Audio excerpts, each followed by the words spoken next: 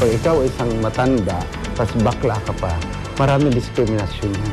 Kolumnista, movie writer at politician. Ilan lang yan sa mga naging bahagi ng makulay, masaya at kontrobersyal na buhay ni Justo Justo. Ito isang kawang gawa na dapat malaman ng tao na ang HIV/AIDS ay narito lang sa tabi-tabi sa atin ngayon. Hinangaan siya sa kanyang pagtulong sa kapwa, pero tinuligsari ng mga nagsasabing hilig lang daw niyang mapansin at mapag-usapan.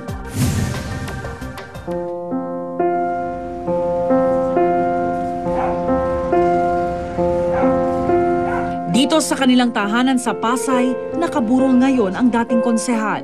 At kung sa mga mata ng publiko ay isang bading na masayahin si JJ, ikinuwento sa akin ng kanyang mag-iina kung anong klaseng padre de pamilya si Justo Justo. Bakit ho kayo na in love kay Daddy? Ano ho bang meron kay Daddy at na in love ho kayo? Barkada na nga, nakakaroon ka pa, napapayuhan ka pa, at saka doon na siguro tumubo ang pagmamahal mo. Halos 50 taon nagsama si JJ at ang kanyang asawa. Pero ni minsan, hindi raw naging problema ang pagiging malambot ni Daddy Justo. Gay ho siya? Sabi niya, ugali lang daw niya yun. Ugali lang? Oo, ugali lang daw niya yun. Eh sabi ko naman, ni ano man ugali mo, kung ano man, basta nagkakasundo tayo, walang problema. Sa loob ng bahay, ano ho si Daddy? Hindi yan, kakain na siya lang mag-isa. Kailangan sabay kami, pamilya. Kung sino wala, hanapin niya. Ganon ang ano niyan. Bing and Be, kamusta si Daddy Justo bilang ama? Disciplinarian, at saka ano yan, demanding. May batas siya sa bahay. Pag showbiz? Iba na, hindi na namin alam kung ano siya. Inuuwi niya ba yung mga kwento niya sa showbiz na sa bahay? Madaldal siya. Makwento siya. Kaya nga walang dull moment eh. Bago lumipat sina JJ sa kasalukuyan nilang tirahan, na malagi muna sila sa isang bahay na paupahan na ngayon. Dito, noong maliliit pa sina Baby at Bing, ay kasama na nila ang itinuring na ikalawang pamilya ni JJ, ang Golden Gays. Ang Golden Gays ay isang foundation kung saan kinupkop ni JJ ang mga matatandang bading na iniwan na ng kani-kanilang pamilya. Ito rin ang foundation kung saan kaliwat kanang banat ang inabot niya sa kanyang mga kalaban noon sa politika. Coming from the heart yun. Talagang it came from the heart. At gusto niyo talaga yung mga gays na huwag maghirap. Kasi nakikita niya yung mga gays nasa luneta na lang, walang trabaho, doon natutulog, they were not eating well. So gusto niya sana yung mga gays na ampunin niya, tapos bigyan niya ng tamang kabuhayan. Inintriga pa nga siya noon na yung intriga na yan, talaga namang yung pelikula daw ni Tito Dolphy. Marcova ba yun? Ano daw ng rights noon, dapat daw ibibigay daw yun sa mga bading na matatanda na inaalagaan niya, pero parang binulsa daw ni Justo Justo. Ang mga maririnig mo kung ano-ano, kaya niya. Kaya talaga niya. Sa palibhasa, sanay niya siya sa showbiz. Ano yung paborito niyong ginagawa? Ano nagpapasaya sa kanya? Boys.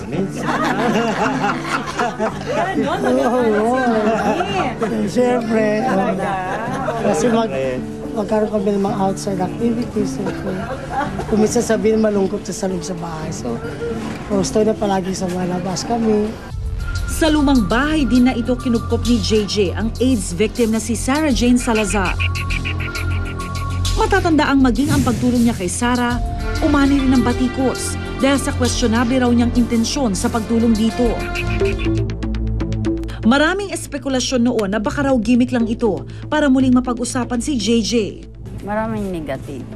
Pagdating kay Sarah talagang lalo na sa konseho. Siyempre, ang isip nila dahil writer siya, gumagawa siya ng pelikula, akala nila katang-isip lang daw ni Justo Justo. Siyempre hindi mo na siya nag-react, yung pinabayaan mo na niya. Hanggat pag time ng session talagang ginigisa talaga siya. Hindi rin naman iniinda ni Consel yung mga batikos eh. Ang sa kanya parang makatulong, no? Ng kababayan niya sa Pasay. Ganun kasimple lang eh. Kaya lang, siyempre, may sariling desisyon din yung bata. Hanggang payo lang ang pwede niyang ibigay. Bakit may ganong klaseng puso si Daddy Justo? Siguro dahil ugali namin yung maawain ba kami. Ano ba si Daddy Justo? Matago ba siya ng mga memorabilia? Kumpleto siya? Ipinakita sa akin ni na Baby at Bing ang ilan sa mga alaalang naiwan ng kanilang Daddy JJ. I'm sure di yun na naabutan to, no? Sige. Pero, nakikwento niya sa inyo kung ano yung mga ginagawa niya dati? Nakikita naman namin kasi.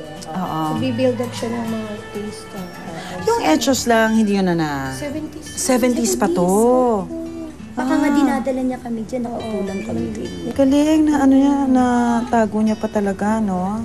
Mahilig siya mag-collect ng mga religious items, no? Yung Santo Niño de Cebu, yan.